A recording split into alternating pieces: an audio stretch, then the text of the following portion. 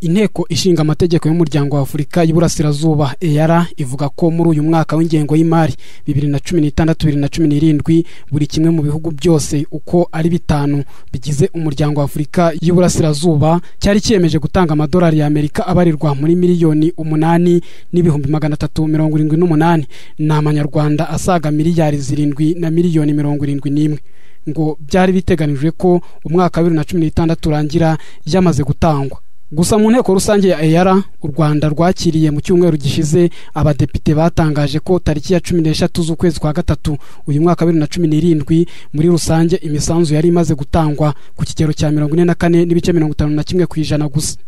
Minisitiri w'ubukungu, inganda n'ibikorwa by'umuryango wa Afurika y'Iburasirazuba François Kanimba asobanura ko nubwo kuri ubu ibyinshi mu bihugu bigize uyu muryango biri hafi kurangiza gutanga imisanzu bisabwa ngo kuyitinza byagize ingaruka ku mikorere y'uyu muryango. Most of the EAC countries to pay their contributions. Ibyinshi mu bihugu bigize EAC byatinze gutanga umusanzu. Mu by'ukuri ibi byagize ingaruka ku mikorere y'uyu muryango. Ariko aho tuvugira ubu usibye Burundi butaragira icyo butanga, ibindi bihugu bimaze kwishyura hafi 100% by'umusanzu bisabwa.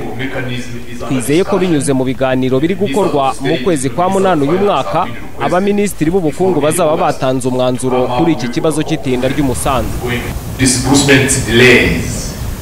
Imibare y'inteko ishinga amategeko y'umuryango wa Afurika y'Iburasirazuba yo igaragaza ko igihugu cya Uganda ari cyo cyonyine kimaze gutanga umusanzu ku kigero cya 91.53%. Bivuze ko Uganda imaze gutanga miliyoni zisaga 7,668 by'amadolari, ni miliyari zibarirwa muri 6 na miliyoni 472 uyavunje mu manyarwanda. Ngo Kenya imaze gutanga umusanzu ku kigero cya 52.4% mu gihe u Rwanda rwawutanze ku kigero cya 48%, aho rukurikirwa na Tanzania igejeje kuri 30.41%, hagaheruka Burundi butaratanga ni dolari rimwe.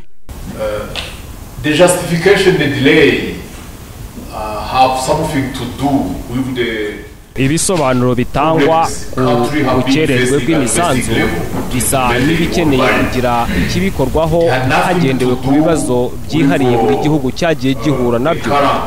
Nta cyagombaga gukorwa kubera imiterere y'ibihugu bigize uyu muryango. Iyo nzi nuko nta gihugu kigeze gitanga impamvu kitishyuye umusanzu wayo.